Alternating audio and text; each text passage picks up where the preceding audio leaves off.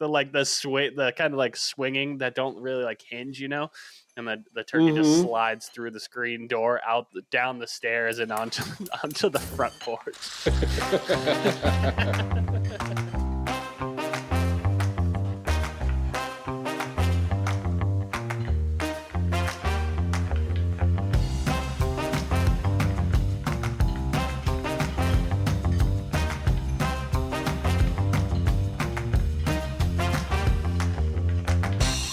And we are live.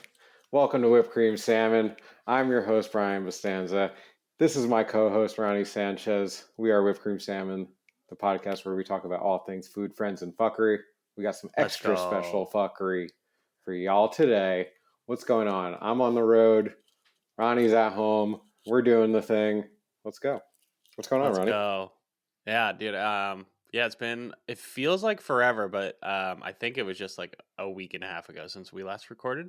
So, but I miss being on the pod. Me too. And yeah, you wind up like cooking a lot of food stuff, and I'm like, oh, I want to talk about this. Oh, I want to talk about this. Oh, I want to talk about this. And then you're like, I think you get to the episode, and sometimes you're like, oh, I didn't even get to that thing. That was like, it was a good little tidbit, Yeah. So I got some stuff that we've been cooking. We've been going out to eat. Well, I guess to catch everyone up, I'm traveling. I'm up we were up in Boston, drove down to New York, went to a wedding in Boston, really nice. And then we're recording on a Saturday, the 19th today?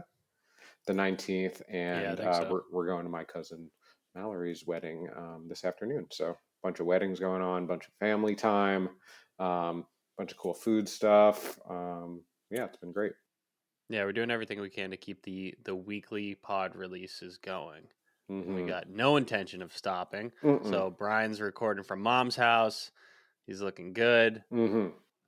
Audio might be slightly different today, but we're doing it for you guys. We're making things happen here. Here to make it happen. Hell yeah. We recorded a week and a half ago. Like, what have you been up to in the kitchen? I know you got some work stuff going on. That'd be fun to kind of dive into. But what have you been doing to stay active in the kitchen and cooking for you and Rochelle?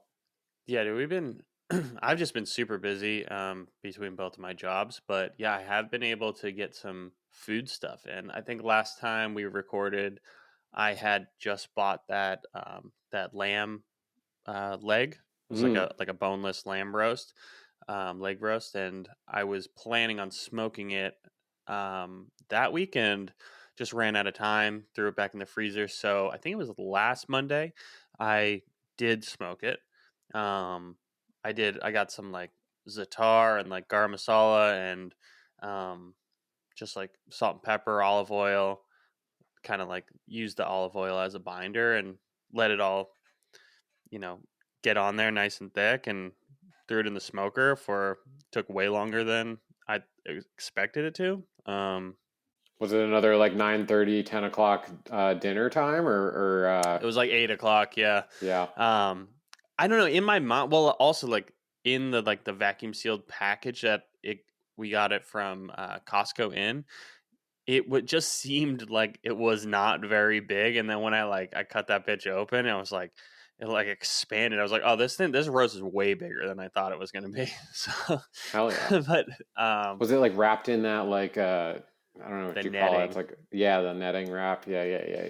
Yeah, and I was like, I think I could probably just smoke it with this thing on there, but it had like elastic in it. So I was like, I don't know, on the smoker it'd probably be fine because you're not going to get it above like, I don't know, it sits at like 220. Like, I don't think that would melt in there, but I ended up taking it out. Rochelle ran to Food Lion and she was going to buy some butcher swine, but they didn't have any. So thankfully the butcher was like kind enough to cut you off a length of it. Yeah. I was like, just go ask him if you can get some. So yeah, tied it up and threw it on the smoker and ended up having it with the Zug that I was talking about. Do you make some? No, I had bought that stuff from Trader Joe's that day. Gotcha. So yeah. Still had that. Some tzatziki, tomatoes and onions. Had them in like a Euro wrap Cool. for dinner, and that was really good. That was really good. And then yesterday at work we had we had like a catering event this weekend, special like family party, and one of the guys had bought some yellowfin tuna, and dude, it was stuff like we use shrimp in the restaurant, but that's really the only kind of like seafood that we get in. So this was like a special order. The seafood guy, Purveyor, he comes by just with the tuna just in a bag. It's awesome. Just like walked it in, dude. It was great. Like usually you get a Purveyor comes in, they drop off like cardboard boxes full of your stuff. No, he just came walking in with this tied up baggie of tuna, and it was really really good. Maybe some of the best tuna that I've ever had. So portion that up for the party, and then to the cooks goes the spoils. I scraped all the sinew and made a poke bowl at home last night. Let's That was really go. bomb. Let's Yeah, go. stopped at our favorite grocery store, Food Lion, and went to the seafood department, and I bought some imitation crab meat. It's called like seafood snack. It was 99 cents for like 4 of those like imitation crab sticks. I made like a little crab salad with some QP mayo and sesame oil and sriracha, and yeah, it was really good. And had that with the tuna, some avocado, cucumber, put it over rice, some sesame seeds. Had ourselves a day. It was a good dinner. It was fun. That's awesome. You reminded me of plum jack poke cones. Yeah, that's what I was thinking of when well, because the other guys, they were like almost like, well, this is like trash part of the fish. I was like, I'll take all that. Yeah. Like I know how to utilize that. Yeah, totally. So like, I mean, for kind of what Ronnie's saying is like, there's this part like closest to the skin that has like all the sinew in it, right? Is that the kind of part that you're Yeah. talking about, right? And like, you can't really like cut it up and like chop it up and like as you would a regular pokey, but like if you take like a spoon, you can like scrape this. It's like really good like tuna like right off of the skin basically, and then you make your pokey with that. And I mean, that was a dish that we always had on the plum jack menu. Was like, oh, like, well, maybe we have some tuna on the menu, or maybe not, honestly, but like we always were doing that and scraping that stuff and utilizing it, and it's really good. Yeah, the Really good poke fish. cones, they're in the I think that whole dish is actually taken from the French Laundry. You don't say that. We don't talk about that though. Yeah, inspired by. But yeah, in the French Laundry cookbook, there's a recipe to make the cones. I think it's just brick dough that they're like rolled into a cone shape, but and then they're just kind of like tiny little like 1 or 2 bite ice cream cones, and we'd like make a pokey mix with like a seaweed salad, the pokey, usually some kind of like a mango or pineapple, I think, right? Some kind of like fruit in there, and then like some kind of like a sauce, soy, sesame, ginger sauce. Toss it all in there, and then make these little pokey cones. But yeah, so and what Brian's talking about with like the scraping the meat out of the sinew, if you go to any sushi restaurant and you get spicy tuna and it's like that mashed up tuna, that's what it is. It's just a good way to utilize the whole fish, and cut out all of the sinew, which is just kind of unpleasant to eat. But when you scrape it out, it's just pure flesh. So it's great. Usable trim, we call that, and it's a Yeah. beautiful thing. That's awesome. That was Brian's nickname in high school, actually. Usable trim. That was a pretty good nickname. One thing just about twine. Twine's another one of those things that like you take for granted being in a commercial kitchen, but when you go out to like, it's like not in the grocery store. There's a bunch of stuff like that. We've talked about some stuff like that before, but like butcher's twine is just like another one of those things that you like need to order from Amazon, which is super annoying, and they should have I stuff should like order that. some. Actually, now that you say that, I got to get some in the We're house. taking a break from the pod so Ronnie can hop on Amazon and buy some twine. So No, I'm Probably. actually. I'll leave my Amazon wish list in the description. If anybody feels like donating to the pod, you know, load up our pantries with some good usable material, and then we'll talk about it on the pod. Yeah. So we love y'all. I'm sorry to have held you back. I know that you want to get your early morning drinking on. Oh yeah, that's another thing. It is so it's like 11:15 right now, Yeah. so it's almost 12 o'clock. It is an early record day for the boys. What do you got? Mm-hmm. Mm-hmm.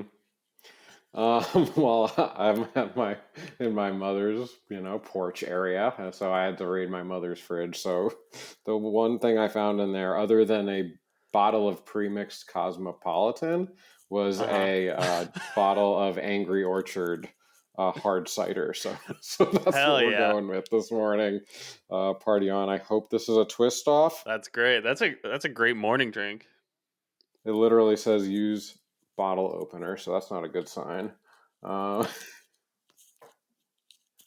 Uh, be right back.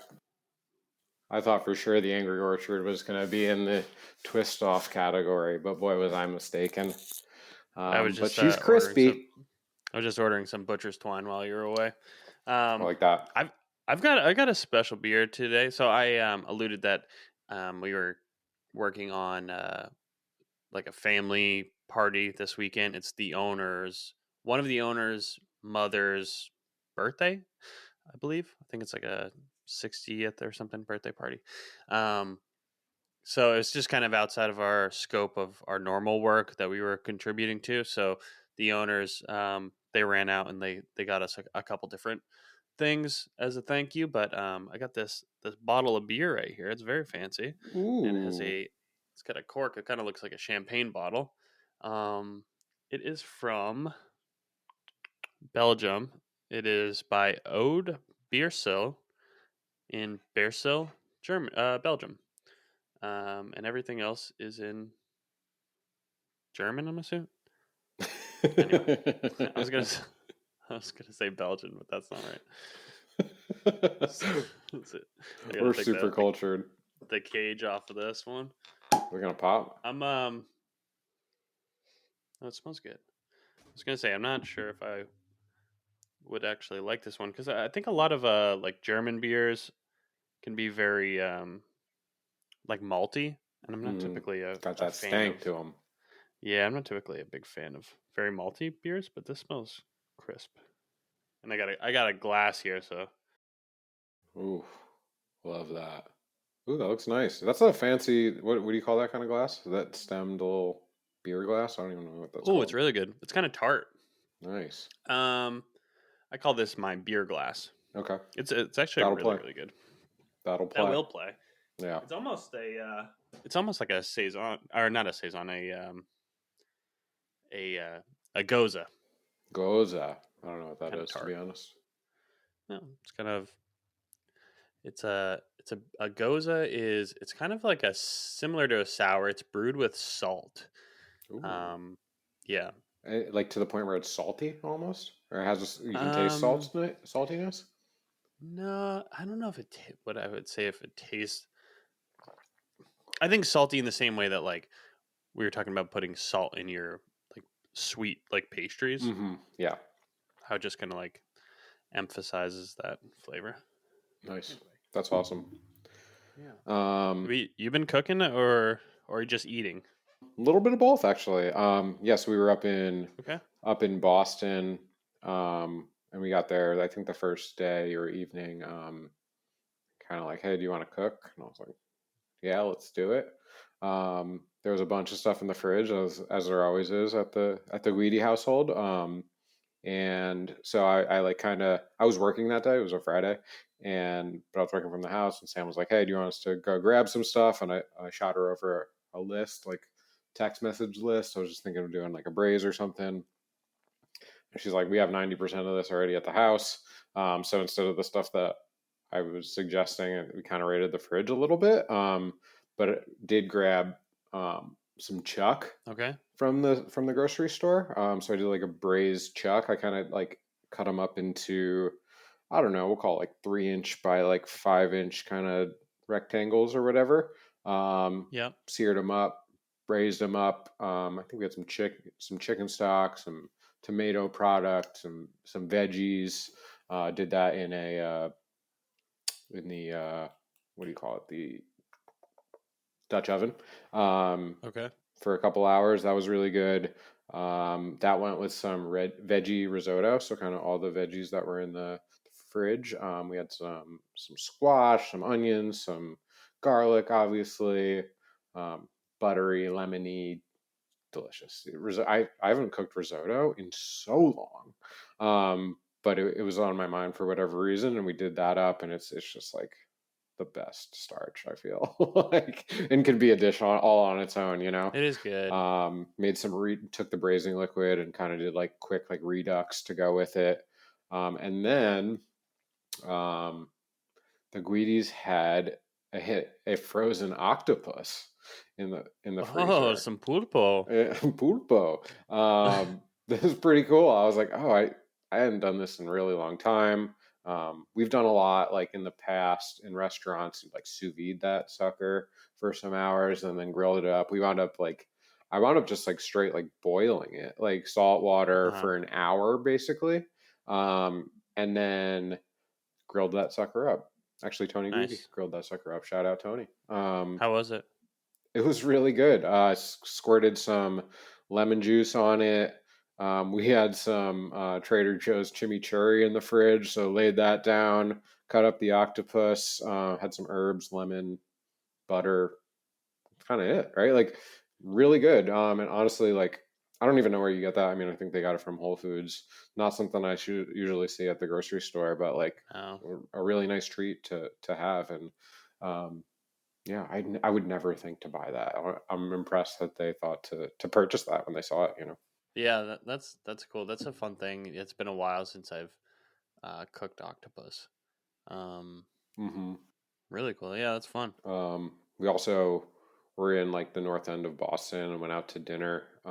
This really nice Italian restaurant. I had some gnocchi bolognese, so fire. Just like yeah, just perfect gnocchis, perfect pillowy gnocchis with like a really good bolognese, like classic. Um, just a classic dish, but like really well done, and it was awesome. And then we wound up going to like an Italian pastry and coffee shop after dinner. So got a lobster tail like that was the size of my forearm. It was like it was awesome. And then also like some cappuccinos after dinner and like that dude going to do that stuff in like north end of Boston, like Italian like sector, you know. Same with like being in New York and doing that stuff. It's it's the best. So that was really good. That's more of the eating stuff. Yeah, just New England in general. There's so much good food out there. Um, Yep. like you're talking about in my sister. She was living in Boston, um, but she just moved to San Diego recently. But yeah, there's so many good little eateries and like I don't know bakeries, and we went to one bakery when we were there last, and they just beautiful like cannolis and pastries, like just everything in there. It's just it's like a family run. Um, I don't know, just really old family restaurants in that region of the country. It's awesome. It's really good. Yeah, then so after Boston, we cruised up to Salem. Sam's sister lives in Salem. It's crazy there right now. It's around Halloween. Oh yeah, A yeah. lot of witches flying around, all that jazz. Um, she wound up she had a party with like some family and a couple friends. Um, they had like they went and picked up. I mean, you know that stuff pretty well, like that area. Like they got Kelly's roast beef like platters, Uh huh. Kelly's roast beef like little sandwiches, and then also lobster rolls.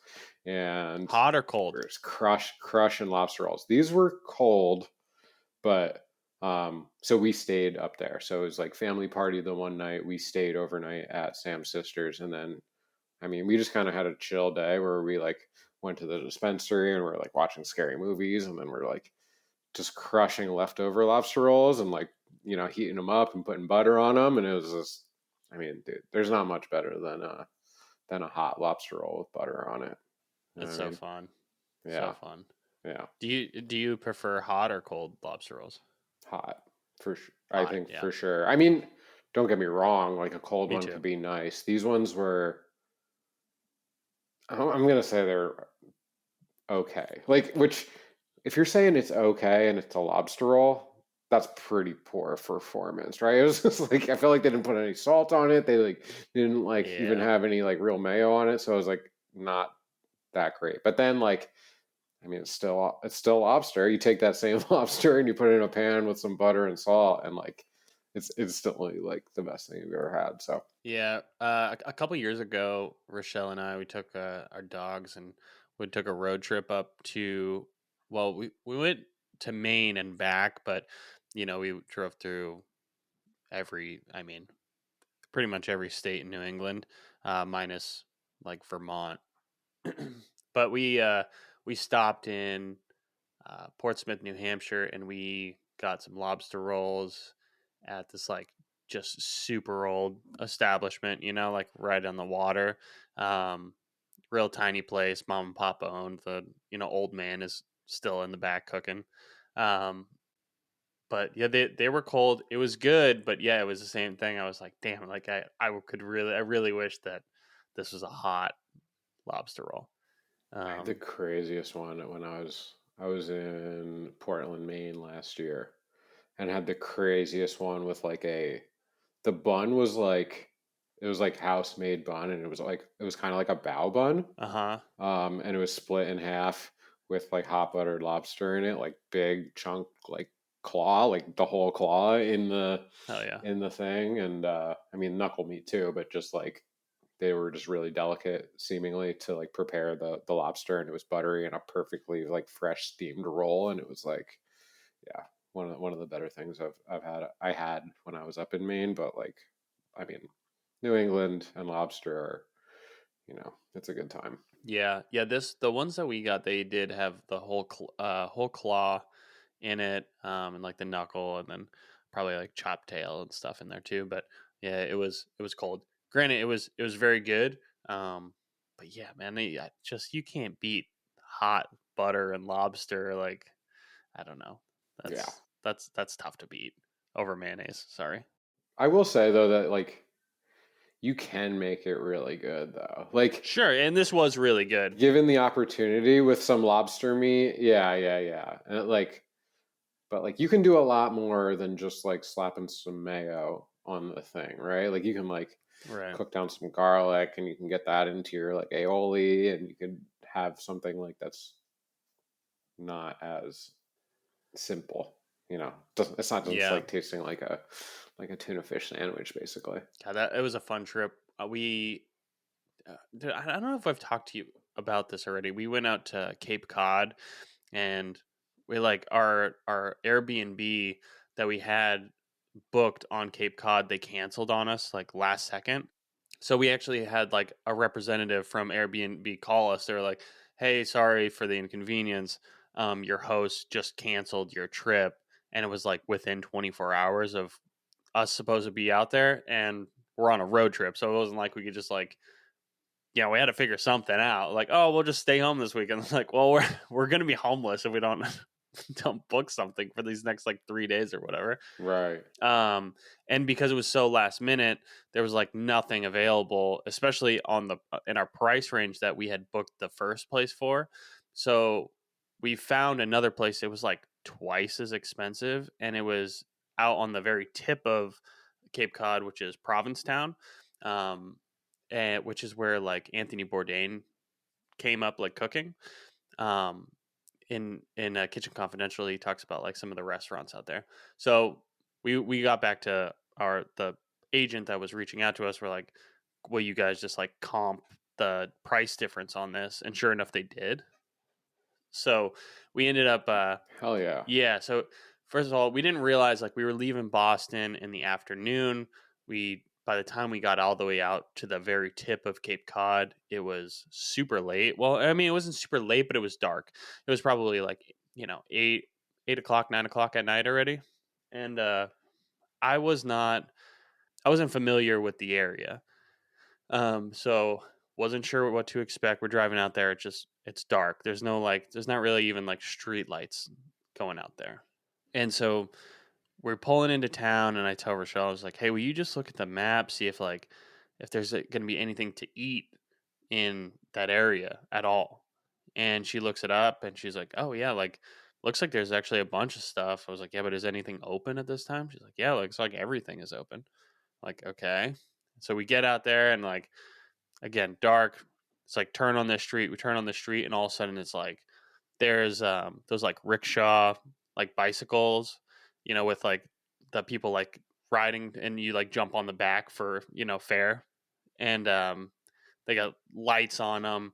The whole street is just like bars and restaurants, and like so many people in the street that when I turned onto that street, I was like, "Am I even allowed to be driving on this right now?" Like there was so many people on the street. But the place where we stayed, they're like, park in front of the building, unload your shit, and then drive to the parking area, which was some distance away. So the place is popping. Our hotel is like, or our Airbnb is like smack dab. It's like a skinny door in between two, like a restaurant and a bar that are just like packed. So we go in, drop our stuff up. It's like, old school like place like up above the restaurant, and so we get settled in. And we're like, let's walk across the street and get something to eat. And we go upstairs, and we sitting down, and it's just like the place is popping. Like, lots of people in there. Got like a big full like cocktail list, but it's all like party cocktails. Like I don't know, like big drinks and stuff. And we're in there. We're kind of just like vibing a little bit, and then like these like two men come up the stairs. They're like holding hands. They sit down, and then like a couple minutes go by, and like four guys come up the stairs, and they're like all kind of together, and then like more, and we start looking around. And it's like this is like everybody, all the men in here are like coupled up.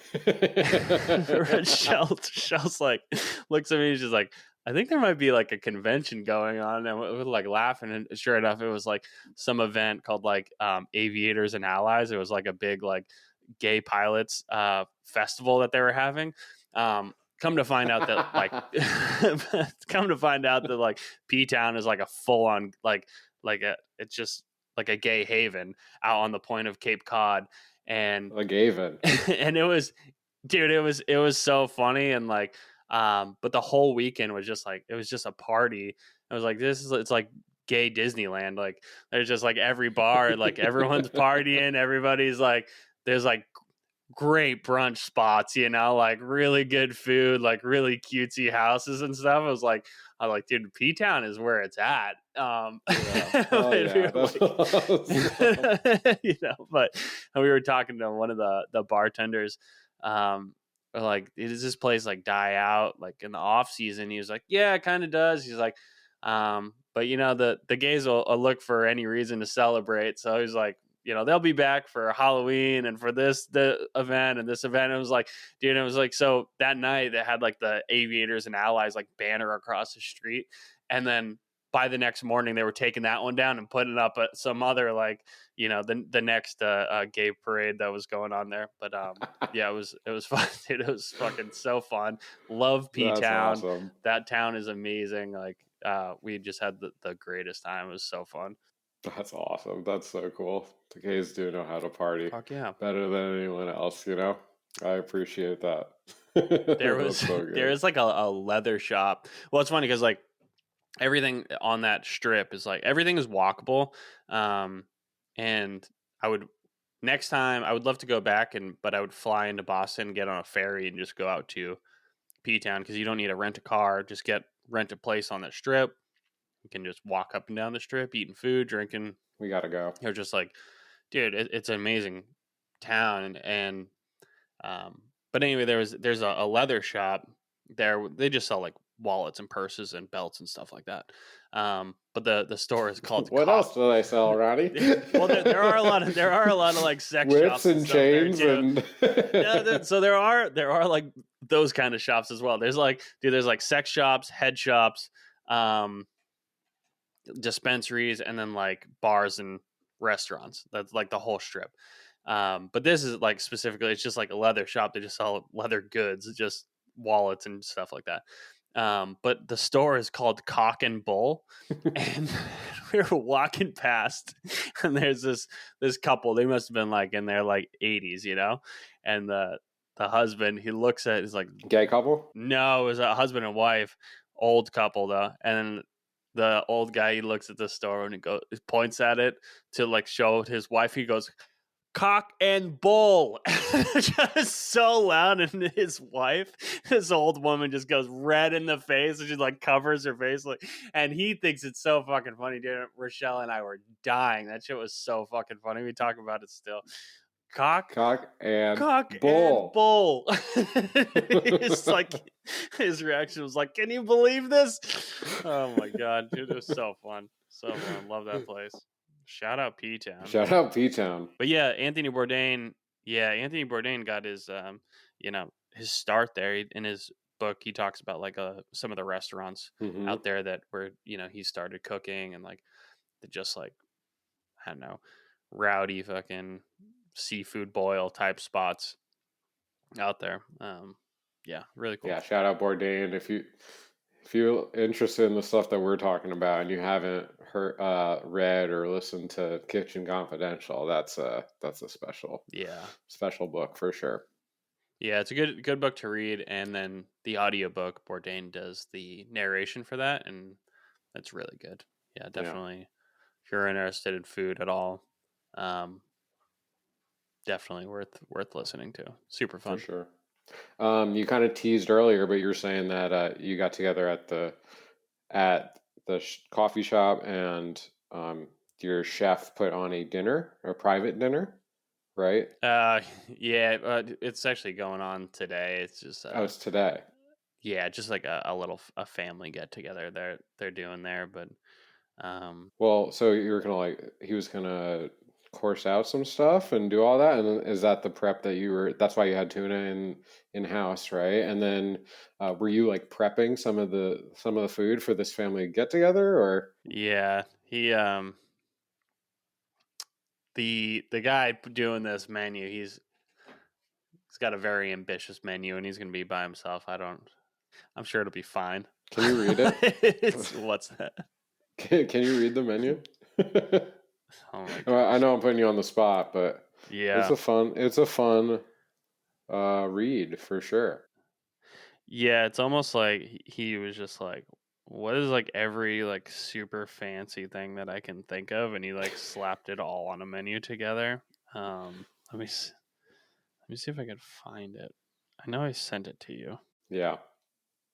Did you send it to me, or you text it to me? I'll look too. I thought I texted it to you, but if I can't find it here, it'll be. I probably sent it to you. Brian's an Android user, so I have to use the special applications to message him. Oh, what's that? So half of our text is in one area and half is in another. Okay, I got it. Yeah, it was just a text. So yeah, it is a 60th birthday party, right? It's a family get together. All right. And the guy that put this together, he's just like very ambitious, excited about food.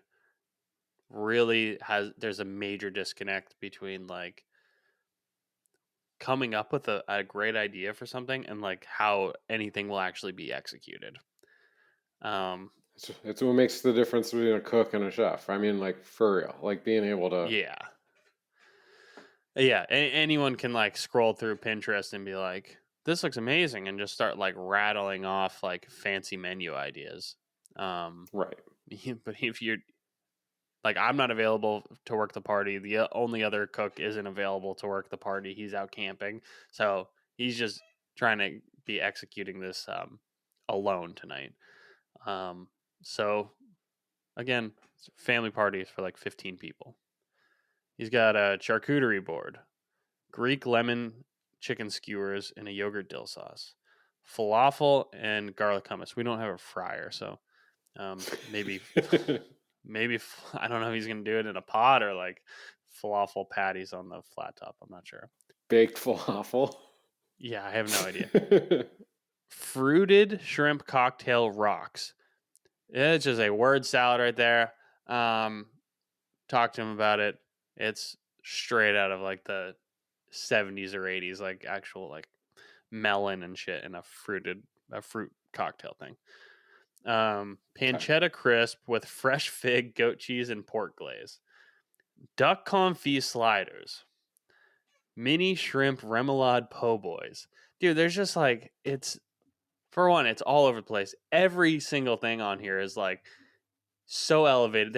It's a family party. And also this individual has taken the entire week just in the back working on this shit while me and the other cook have been like actually running the line and prepping for the restaurant, the things that actually make this place money, because we're not making any money on this stuff. It's a family party. Yeah. I mean, they're not even like getting paid out for like the restaurant space. Prosciutto brie arugula mini sandwiches. So now you got duck confit sliders, po' boy sandwiches, and prosciutto brie arugula sandwiches. Sesame crusted yellowfin tuna crudo. Why crudo is crusted, I don't know. How does that even happen? And then this one is like the real like kicker. It's a smoking beef tartare and lavash cracker. He's talking about one of those things where like the waiter comes to the table with the cloche on, over your thing, and it opens up and it's full of smoke. It's like it was a family party. You're walking out with fucking smoking beef tartare. I don't know. It's like, does everything on there sound good? Yeah, it sounds great. It's just like the level. Yeah, like I said, how he is planning on executing this by himself. Like, have a day, man. I I don't mean, really know what to tell you. I hope it turns out awesome. They definitely Yeah, didn't listen to our episode where we talked about how to make it easy for yourself when you're cooking for a large group of people. no, That was definitely not not. regarded when. So wait, so did he must have already made the duck confit? You saw that all go down. Was that right? I mean, presumably it happened before today. Yeah, I mean, I saw him curing it, and Okay. then he was like cooking it at his house. So, um, I don't, I don't know. I mean, like, I'm sure everything will come out. I think it'll probably be good. It's just like the fact is that like it took all of his time for the entire week. Yeah. It was like no prep for the restaurant got done. None of the pastries for the restaurant got made. It was just like Sure. 100% focus is now on an event that the restaurant doesn't make any money off of. So, um, Yeah. it's kind of silly. That's why the owners bought me and the other cook this nice beer, and they have something else planned for us as well, because they're good people and they recognize the burden that has been passed on to us. But They're yeah, cool. he kind of they are cool, and yeah, this other guy, he just kind of lives in his own world, and it's just kind of following him around, like picking up the pieces after him a lot of times. So Are they? Are they? Is he? Is it like sit down? Like, is he planning on serving this meal coursed out, or do you think it'll just be like buffet style? I mean, there are ways to make this happen and it not be as cumbersome, right? I mean, like you did it like and just like was able to assemble a bunch of stuff and just put it out. yeah, I did see a lot of platters. I mean, as of 4 o'clock yesterday, like nothing had been like trade up or anything. And I haven't actually seen like I haven't seen the like mise en place like sets of like all of this together is going to be for the sliders. All of this together is going to be for this thing. Like I haven't seen any of that. So I think it'll be a real mad dash to like get everything together. Um, so we'll see. I'm sure that there will be Yeah, updates to come on this one. yeah. I mean, and all the best of luck and good vibes. You know, not we're not here to rain on anyone's parade. I hope it all comes out great. It's just seemingly taking the hard route. You know, 100%. but that's okay. Yeah. Yeah. Um, so we did want to talk about today a fun topic. I think we can get into it, right, Ronnie? Yeah, we should. And today's topic is shit servers say. I think there's probably some servers listening to this. I think that there are a lot of times when I mean, we're going to talk from a cook's perspective of being on the line and a server coming back and asking for something a lot of times. And some of those things can either be funny or frustrating or all of the above. Downright can piss you the f off a lot of times. I think it'd be fun to kind of bounce some of those things around, what we remember, what you've seen lately, and just kind of share some of that stuff. Yeah. This one it's something that every restaurant I've ever worked at, this exact scenario happens. Every single time this scenario happens is when you're introducing a new menu item, or you have lineup, which if you don't know what lineup is, we get like all the staff together before service. You're like, here's the special for today. You typically present like one plate. The chef will go out and talk about, this is a, I don't know, yellowfin crudo on, whatever. It's got a ponzu dressing. It's got this and that kind of thing. And then there'll be like a bunch of forks or spoons, and then the staff can go through and like taste it. 100% of the time, without fail, it doesn't matter if I'm in a coffee shop or a fine dining establishment, it doesn't matter. 100% of the time, one or more of the front of the house staff members will go, wow, this is actually good. It fucking irritates me every time because it's like you expecting it to be shit. Like every single time they go, wow, this is actually really good. What do you mean it's actually good? Like, as opposed to all the other shit that we put out here, what are you talking about, dude? Every single time without fail. That's so funny. Wow, this is actually good. So funny. I don't know why. Every single time. That's It's really like funny. they're so surprised that what they're eating tastes good. And like, I know that this is not the case for everywhere, but like, you should, if you're serving something. I mean, I don't know this, but like, if I was going to be a server, I would make sure that I was in a restaurant that I believed in to some level. Not that it has to be the French Laundry or anything like that, but like, you should be able to like work at a place where you're like proud to serve the food. I can't imagine being in a place where like you just like didn't like the food at all, and then you had to like bring that stuff out, and like when someone asked you about the menu, or like a menu item on there, you had to like lie about it. Like I just think that that's insanity, right? And I guess that's just like Yeah. sales in general, right? Like if you're selling something and you like don't believe at all in the thing that you're selling, like, and I'm not saying that that's the case. It sounds like it's just like poor choice of words, really, right? Like, is that how you see it, or you Yeah. do think it's like somewhat? I think it's poor choice of words, but it's any time we've like unveiled a new menu, have a tasting, have like a lineup, anything like that. And it happened at this place. We just introduced 4 new dishes. Sure enough, servers, wow, this is actually good.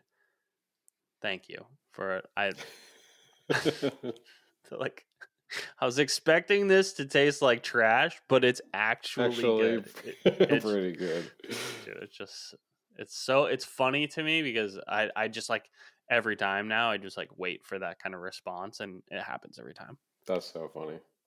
I have one here that's, I mean, this is near and dear to my heart because I was always back of the house and there was always front of the house staff around. And this is like a kind of comment that you'll hear, but there's probably a bunch of others that are similar to it. And it kind of goes like, oh, I'm like either maybe I'm sitting at the bar having my like shifter or something. And it's like, oh, I only made $250. Mm, If you're a line yeah, cook and you hear that shit, you're fucking pissed off. Like, yeah, I mean, especially like, I don't know how that plays out nowadays, because I know that kitchen wages are up from when I was in the kitchen, but I know that, like, I mean, I was working for like 15, $16 an hour, and you'd hear like, oh, the server that came in at 4 and finished their shift at 10 like made like twice as much money as you did in your 8-hour shift. Yeah. That's the type of stuff that can drive a cook absolutely nuts. And then you'll also hear stuff along the lines of well, it's a different job, so like that's why we get paid more, Yeah. right? And like like what does that even mean? Like, yeah, you're not incorrect. Like, there is obviously, like, they're compensated differently because of the type of job that it is. And like, I'm not also not trying to like put down the serving profession in any means, but like it should, in my opinion, be a level playing field with the people that are working in the back and grinding for long hours, right? I mean, I think so. let's get that. I Let's might get I that might be going. biased, but I think Yeah, so. yeah, yeah, for sure. I only made $200 tonight. It's like, Another good one is when the server fucks up something, they forget to ring something in, and then they go out to their table and they're like, "Sorry, the kitchen's just really backed up right now," or the kitchen forgot to, they lost your ticket. They're making it right now. I've heard that shit working in an open kitchen. I was like, I didn't forget anything. I've been, I've been standing here waiting, watching you run around, waiting to get the ticket that you never rang in. Um, so that's a funny one, because you hear that about a bunch. I've also heard that as a guest, yeah, like a server would say that, right? And like, I don't know. I Sometimes that's the case. It's honestly, it's a turn off from me as a guest's perspective, yeah, because like, I would prefer, whether it is your fault or not your fault, to kind of own it a little bit. yeah, Hey, like, or you don't have to like be like lie and say like, oh, like it was on me if it wasn't. But it's like, if you're just be like, hey, I'm sorry, like the food will be out shortly. It's like, that's all you really need to say. Or yeah. The food's taking a little bit longer than expected. Really apologize. And I don't know, bring them something or comp something. Can I get you guys a round of drinks? Something like that. Um, yeah, but yeah, it's just. I mean, I understand why it's easier to just sweep the kitchen under the rug and like sure. sweep them under the bus, I should say. But yeah, it's just one that I've heard while I'm standing there waiting for the server to get the ticket in. I'm like, oh, I fucked up. I'm, I'm like watching this shit happen. Like, Have you ever heard a server as a guest, and they were just like, it's my bad, I forgot to put that ticket in? I don't think so.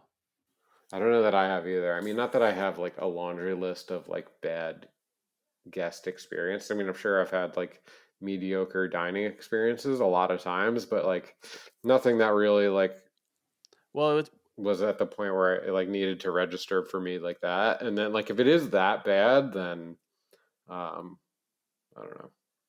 I haven't heard that ever. yeah, and I mean, like, I feel like I'm such an easy diner, and I kind of pride myself on being a good diner Mm-hmm. Me too. as well. Like, I don't know, really gracious with the staff. I try to tip well. Be patient. All the things. If you come up to me and just like apologize for, I'm so sorry, I missed that. It's taking a little longer than expected. I'll be the first to be like, don't even worry about it. We're cool. But Sure. if you're, and there was an instance. It's the last I was in Phoenix, I think, with my parents, and we were eating at a like a sushi restaurant, and they just completely forgot about us. And then the server, because she knew that she fucked up, instead of coming and addressing, she was just avoiding our table altogether. And then, like, when she finally came and dropped off the food, she did like super quick, like run up, drop the food, and turned around and left before we could say anything to her. And I was like, well, now I don't even have the other things that I need, or you didn't ask if we want anything else. Never came back to check and see if our food was okay. It's like you're just making the situation incrementally worse every Yeah. time that you're now you're and then at the end of the meal we're like, well, what do we tip her? It's like, in my opinion, I'm be like, fucking tip you anything because you didn't do your job at all the whole time. And I'm not one to ever Yeah. do that. I owe, like, dude, if I don't tip you 20%, like, it's like you had to really fuck up. Something went wrong. Yeah, like Yeah. at that point, like, but you just stopped doing your job. Like now I don't feel like I should tip you anything, but Right. of course, Yeah. Yeah. Yeah. Yeah. and then you're like, well, now I feel like an asshole if I don't. But I know you're in that weird like catch 22. Sure. Sure. Sure. Sure. Speaking of tipping, something that has irked me in recent years is, there's like the bit about like anytime anyone does anything for you, they like spin the iPad around, Mm-hmm. with your like how much you're supposed to tip them. Well, now they all start at like 20%, or it'll say like 20, 30, 40% on the thing. Like everything is more expensive today. 20% of a more expensive ticket is still more than what you were making before. Why am I giving you 30% now? That Yeah. doesn't fucking make sense. Yeah. That's Like crazy. if the meal that used to be $50 is now $80, 20% of 80 is still more than 50, or more than what would have been on 50. So you're already getting more. Yeah, for sure. It's so funny. I hate the spin the iPad around thing. I Yeah. I mean, so I will tip for a lot of things. And I don't know. Some people feel strongly about like not wanting to tip for counter service. I think it's less, right? Like I have no problem hitting that custom amount button and go, if it's like if I'm going and it's a counter service thing or if it's a coffee, for example, like I have no problem just like custom amount $1 that sucker. You know what I mean? Um, Yeah. because 20%, dude, 20% on a $7 coffee is like that's that's nutty, right? I mean, and maybe I don't know. Sound off in the emails if I'm out of line, but like Especially if you're just buying a drip coffee. if it's counter service and you like barely had to like do anything, like 20% for a server who's like back and forth to the table and like getting stuff, and like making sure your silverware stuff and like if it's a high end enough place, they're like crumbing your table, like that's dope, and that's well worth a 20% tip, 25% tip.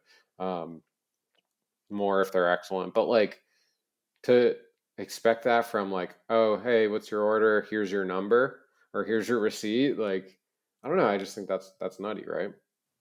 Yeah, I would agree. In my last apartment, there was a super mediocre. I don't even want to call it a Chinese restaurant because it's one of those spots they have like Chinese sushi. There's fucking pad thai on the menu, and I didn't eat there a lot, but every once in a while I would like place a to go order, run over there, pick it up, go back home. Um, and same thing, they spin the iPad around. It's like I had to walk over here to get it. Like the person at the counter, like you're not doing anything. Like you're you're the host or the hostess. Like you didn't have to do literally anything. Like somebody from the back walked this food up here and placed it on the counter, and then it's like who is this tip for? Because if it was for the kitchen, I okay, sure, maybe I give the kitchen something for the boys, For the boys. but that one's like irritating to me. It's like if anything, I should get a discount because you didn't have to deliver this shit. I walked my ass over here. I actually think that places like Domino's actually do provide a discount if you go and pick it up now. Oh, interesting. As I opposed think I to heard getting it that. delivered. Yeah. Yeah, yeah, yeah. I mean, along the lines of shit servers say, like I've definitely like at Azul we had everyone like had a section and then like someone would get assigned to go, Mm-hmm. right? And like that was their job, was like to like work the phones. And it was a job that no one really wanted, right? Like kind of for the same reason, right? Like cuz if you're there, you want to work, and if you want to work, well then like you better work in the floor where you're like all but guaranteed to get like 20%, but instead you're like doing this takeout situation. I think it's BS. Like if you're like Yeah. if you're like working to goes, like I don't know, man. I feel like you can take in a lot more orders, right? It's like a lot easier to just like throw the thing into the micro system, Right. hand it to the person when they come to get there, and then like I mean, presumably if the restaurant's running well and you're doing a lot of takeouts, like 10% on more orders is equivalent to 20% on an hour dining experience for your section. I would kind of guess, but I remember that being like a point of contention. Like, I'm on to goes. I only made again, like I only made a couple $100 today. Um, it's tough. It's tough for sure. Um, Same, yeah, and I guess along the same lines, like when they like when like they come in for their shift at 5, they're like, I just had such a good day at the beach. Don't want to hear that either. I had such a good day on the mountain. It's tough for me, you know?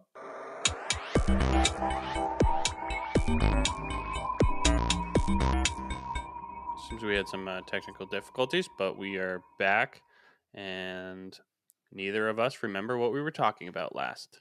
So let's Let's move on to go. our. Stop it so abruptly. Let's move on to our idiot sandwiches. What are you? Idiot. You stupid idiot! I'm an idiot sandwich. You're an idiot! Of all the idiots, you stand alone. Well, quite the transition. Yeah. That's smooth right there. That's how you do it in the biz, baby. You want to kick us off?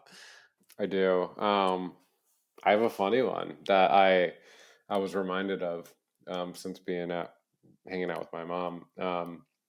So just a little background. My dad can be in the kitchen, can be like very controlling. Like I need to be in charge of all the things. And this is a little prequel to my idiot sandwich was I was working the other day. Sam was hanging out with dad. Sam wanted to make breakfast for everyone. So they go to the store, they're picking out some ingredients, and Sam has this recipe ready to go, and then they're on the way home, and my dad's like, we're gonna do this recipe that I have.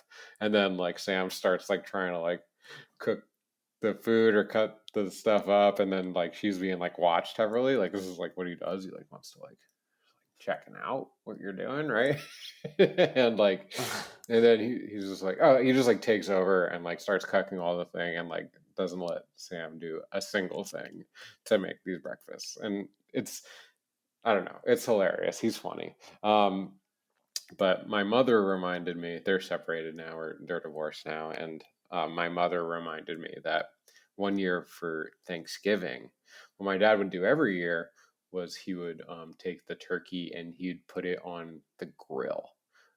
He, I don't know, he'd turn on like some of the burners on the side. I was a kid. I was probably like 11. I wasn't really interested in food, and he would like throw this entire turkey on the grill, and it would grill for I don't know 3.5 hours or whatever it took. It was probably on pretty low temperature. But this particular day, like we had like the whole family coming over, like grandma was coming over, aunts and uncles, everyone was coming over to our house, and he throws this turkey on the grill. He goes inside. He's working on the computer for a little bit, and all of a sudden there's just fucking flames coming out of the back of the grill, and the whole bird caught on fire, burnt, unusable meat, right? Like char black on the side, raw in the center. Awful situation. And then my dad then like because this is like in the morning, right? No one's even at the house yet, and Mm-hmm. so no one's even at the house yet. So dad has to go drive to the store, and there's like no turkeys, or the only turkeys that are left at the store are frozen, right? So you like can't start from scratch now. It's probably like 11 o'clock and people are coming over at 2 or whatever it was. And so he gets like a bunch of like turkey, gets turkey breasts, or like what my mom said was like turkey pieces. So I don't know if we like had like legs and thighs like separately, or it was just breast or whatever it was, right? And my dad like prepares the rest of that. And then the funny part is my dad like goes to my mom and is like, oh, you don't tell anyone about this. Like this is a secret. And, like, They're gonna be fooled. yeah. So my dad preps it, he's cooking it, and then what my mom just said to me was that like grandma walked in the door and she just like immediately was like, Dad burnt the turkey. I'm sure my grandma was just like giving him a hard time. She's all giving him a hard time like about that stuff. You idiot, when you do this, it was really funny, and I was happy to hear that story for sure. That's really funny. Mm-hmm. That's a good one. This isn't my idiot sandwich.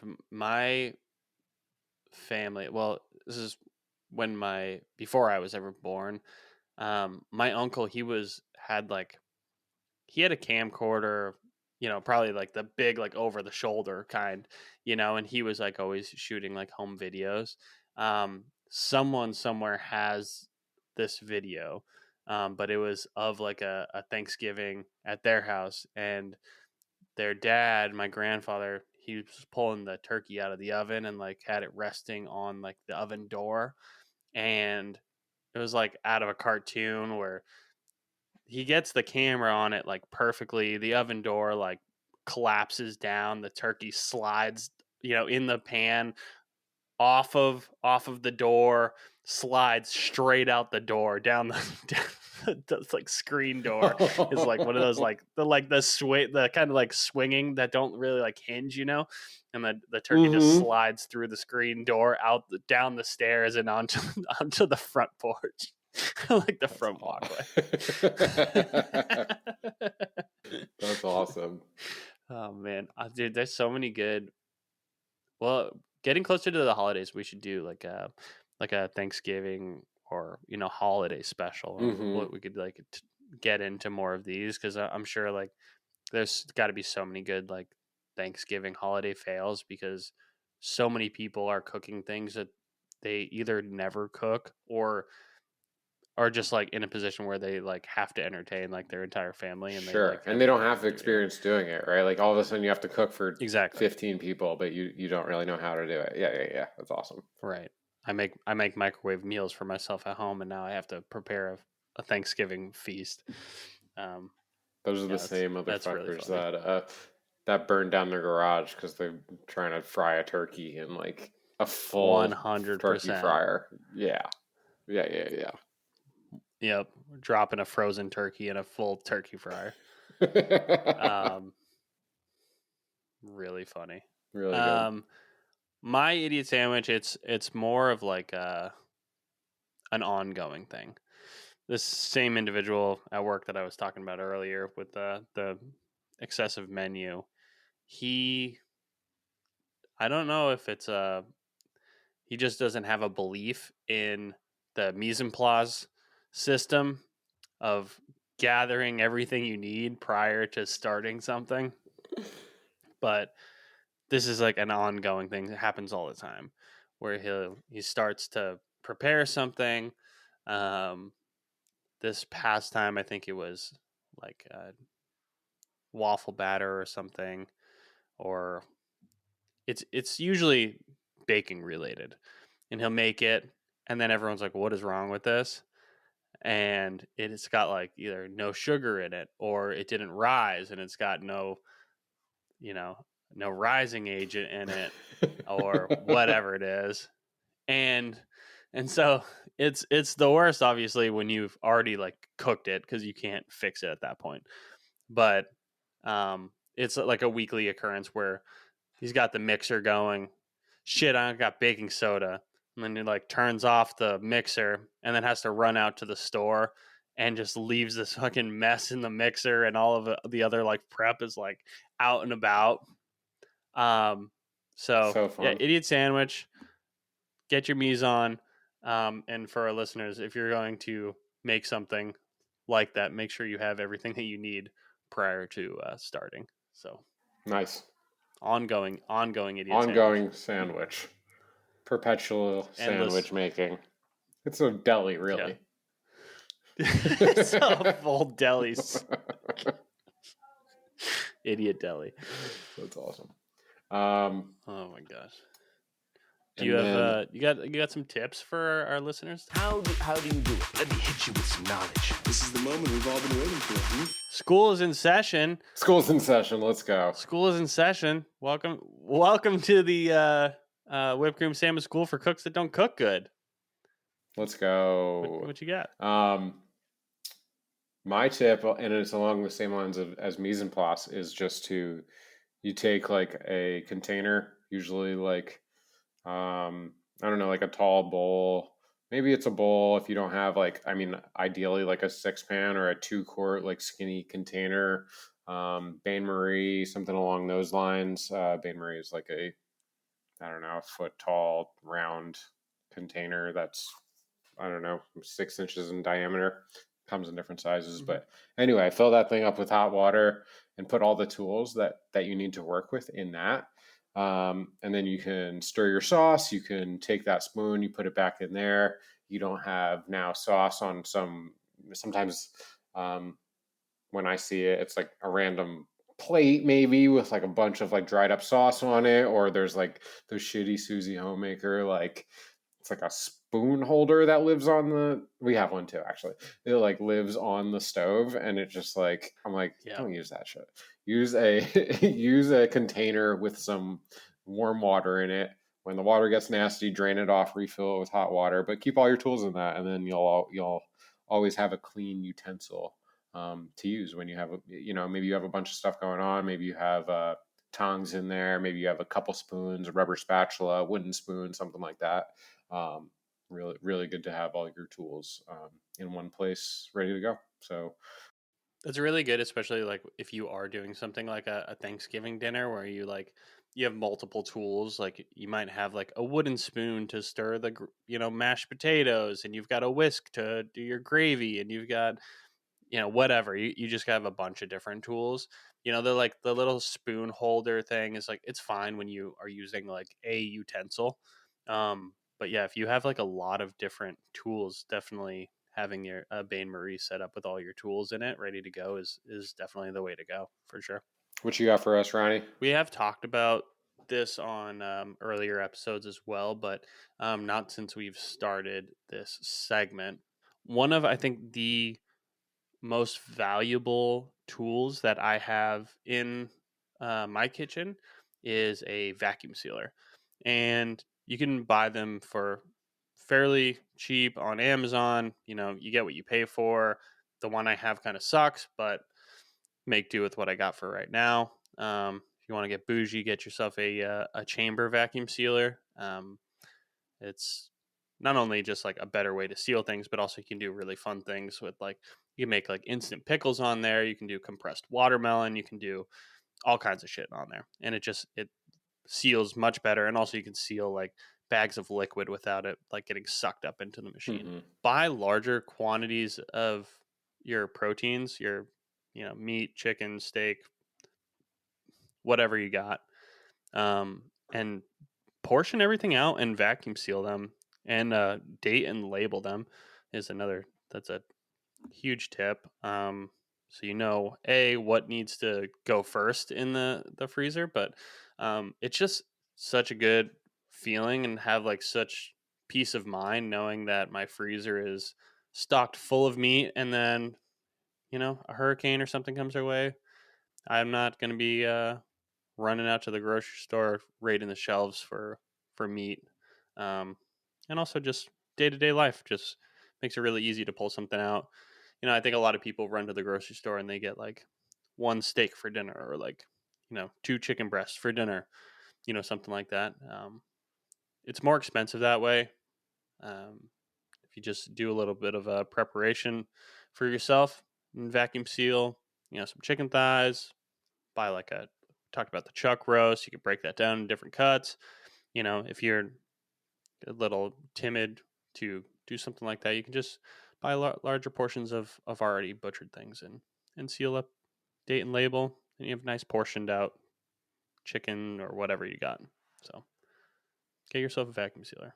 Yeah, for sure. And like along those same like something I like to do is either like you get maybe I'll get like a whole chicken, break down the whole chicken, maybe I'll brine the whole thing overnight and then take it out of the Yeah. brine and then put it in the freezer so it's already like ready to go. I don't have to brine it when it comes out of the freezer. I can just like thaw it and cook it. You do the same thing for like a marinade, honestly. Like throw like something in a That's a good marinade, call. wipe it off, and then vac seal it. Maybe if you have something like in particular that you like to make all the time. Also, you could do like, you do braised beef or braised pork and like braise that sucker, portion it into vacuum sealed bags, and zip them up and throw them in the freezer, and then you got like an already prepped meal ready to go. I mean, pay attention to what Ronnie said about like the shitty $80 ones.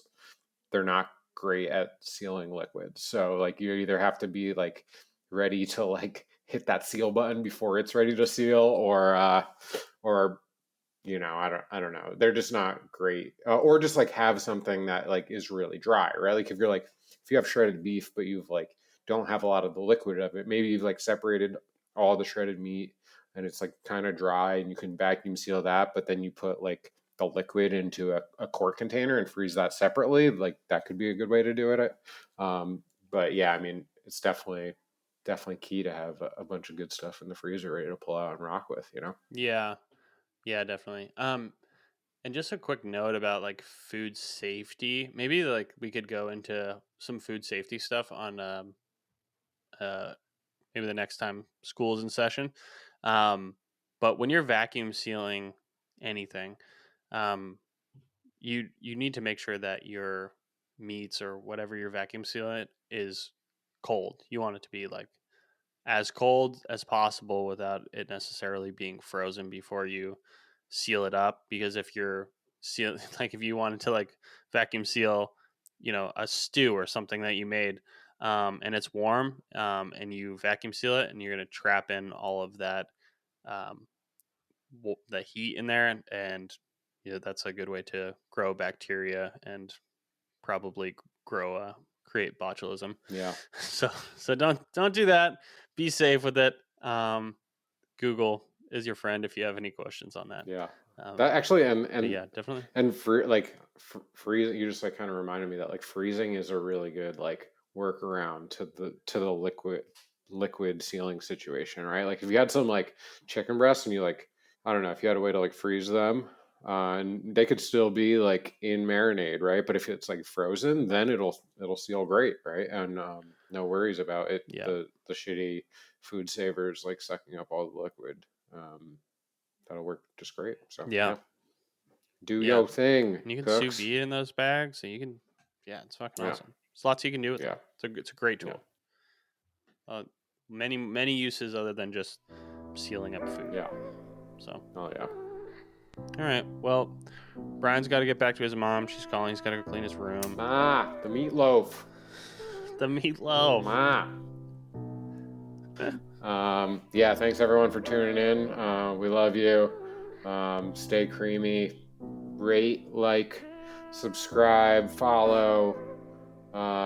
You can email us at whippedcreamsalmon@gmail.com, at whippedcreamsalmon, Instagram. Hit us up, and we'll see you next week, y'all. Yeah. Love you guys. Cheers.